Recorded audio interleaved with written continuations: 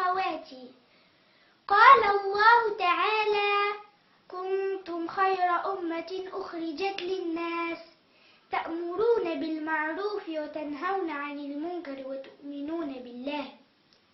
سورة آل عمران. وقال رسول الله صلى الله عليه وسلم: إلى متى ترعون عن ذكر الفاجر؟ اذكروه بما فيه ليحذره الناس. رواه البيهقي. قد ثبت عن رسول الله صلى الله عليه وسلم أنه قال في رجلين كانا يعيشان بين المسلمين: ما أظن فلانا وفلانا يعرفان من ديننا شيئا. رواه البخاري. فمن الواجب التحذير من أهل الضلال المنتسبين للإسلام، لأن الشرع الكريم دعانا إلى الأمر بالمعروف والنهي عن المنكر، وإلى إبطال الباطل وإحقاق الحق. ولقد ظهر علينا في أيامنا هذه أناس من جلدتنا يتكلمون بألسنتنا، يحرفون معاني القرآن والحديث، يدعون أنهم من السلف والسلف منهم براء، يخادعون المسلمين بكلام ليس من الحق في شيء، ينكرون الخالق تعالى فيصفونه بالجسم والأعضاء.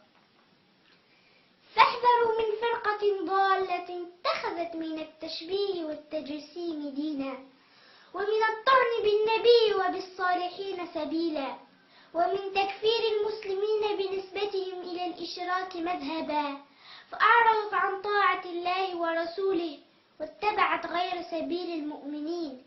إنها فرقة الوهابية التي أنشأ دعوتها منذ 250 سنة رجل من نجد الحجاز يقال له محمد بن عبد الوهاب، قد تبعه على ذلك بعض الغراء من المفتونين فروجوا لفتنته حتى بلغ شرها العديد من بلاد المسلمين كمصر والشام وتونس وغيرها، فاشتعلت نار الفتنة وظهر خطباء السوء وعمت البلية.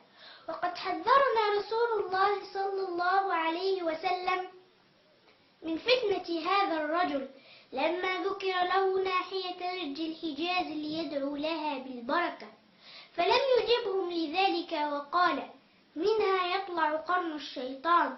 رواه البخاري. وهذه الطائفة اتخذت لنفسها تسميات أخرى مزورة بغرض التمويه على الناس مثل السلفية وأنصار السنة وغير ذلك، فاحذروهم وحذروا منهم عملا بحديث النبي صلى الله عليه وسلم: من رأى منكم منكرا فليغيره بيده فإن لم يستطع فبلسانه فإن لم يستطع فبقلبه وهذا أضعف الإيمان. رواه مسلم. بارك الله فيكم والسلام عليكم.